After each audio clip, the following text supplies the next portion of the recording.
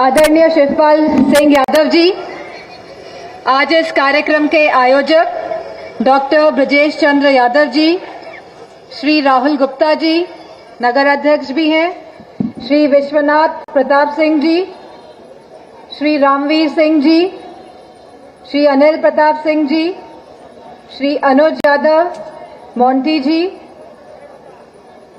श्री विश्राम यादव जी जो पूर्व मंत्री भी रहे हैं, हमारे नेतागण भुजवीर सिंह जी, श्रीमती राधा देवी जी, श्री राम नरेश यादव जी, श्री अंशुल यादव जी, श्री प्रदीप साक्य जी, श्री डीपी सिंह जी, श्री सीमा यादव जी, श्री मलखान सिंह यादव जी, श्री सत्यनारायण जी, श्री गुलशन साक्य जी, श्री जयशंकर पांडे जी जो पूर्व विधायक भी हैं, और हमारे आज समस्त सेक्टर प्रभारी, सह सेक्टर प्रभारी, बूथ अध्यक्ष और बूथ कमेटी के सभी मेंबर्स जो आज इस सभा में आए हैं।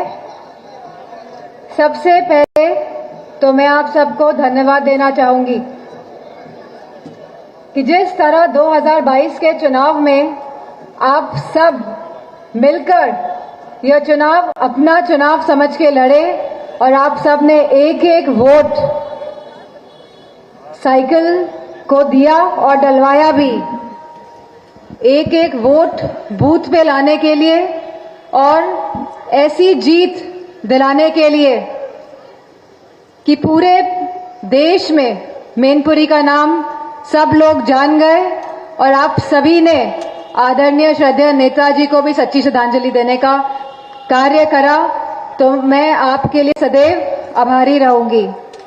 हम सभी जानते हैं कि मैनपुरी लोकसभा क्षेत्र, जसवंत नगर, करहल, किशनी, भोगांव, यह सब इलाका जो है यह समाजवादी विचारधारा का सोत्र रहा है और यहीं से समाजवादी विचारधारा नेताजी और जितने भी आदरणीय बुजुर्गजन आज उपस्थित हैं, आप सब ने इस विचारधारा को खुशबू की तरह पूरे प्रदेश में फैलाने का कार्य किया है।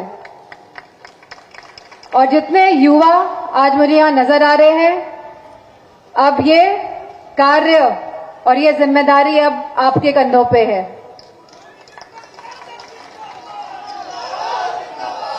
समाजवादी पार्टी का झंडा कभी नहीं झुकेगा, ये हमेशा लहराता रहेगा, क्योंकि हमारा संगठन बहुत ही मजबूत संगठन है और वो लोगों के लिए लगातार काम करता है। जब सरकार आती है या सरकार ना हो, हम लगातार सबसे संपर्क में रहते हैं और जो भी दिक्कतें होती हैं आप सब यह सूचना नेताओं तक पहुंचाते हैं और आप सबके दुख दर्द में शामिल होते हैं। तो मैं समझती हूं आप सब एक और एक दो नहीं बल्कि एक और एक 11 है।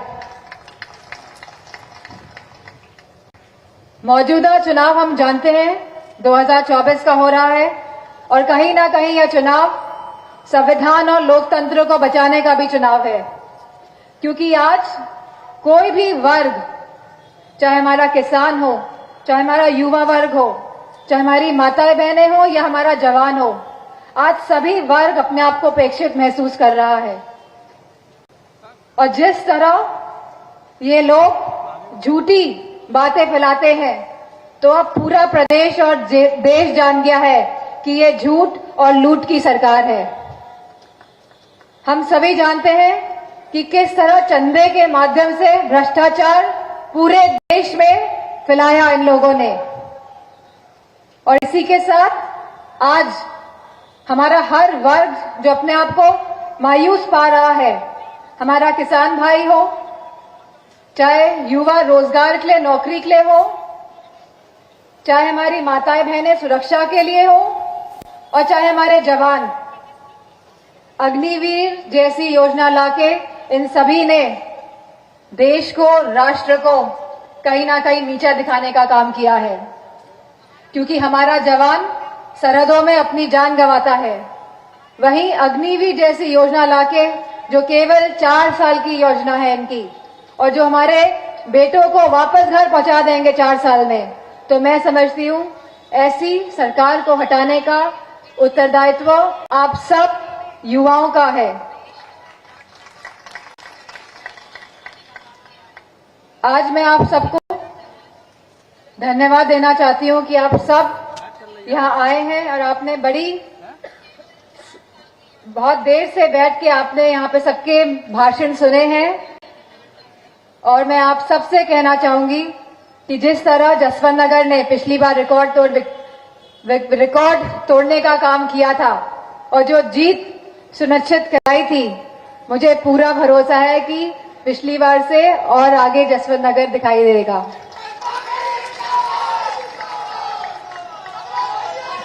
और हमें यह चुनाव बहुत बारीकी से भी और चालाकी से भी लड़ना है। खास तौर पे हमारे कर्मठ कार्यकर्ता ये बात समझ गए होंगे और उन्हें एक्सपीरियंस भी हो गया होगा कि मौजूदा सरकार किस तरह के हथकंडे अपनाएगी। लेकिन इस बार हम सब तैयार हैं। जहां आप मजबूती के साथ चुनाव लड़ेंगे, वहां पे मंच में बैठे हुए सभी नेतागण आपके साथ मजबूती के साथ खड़े रहेंगे।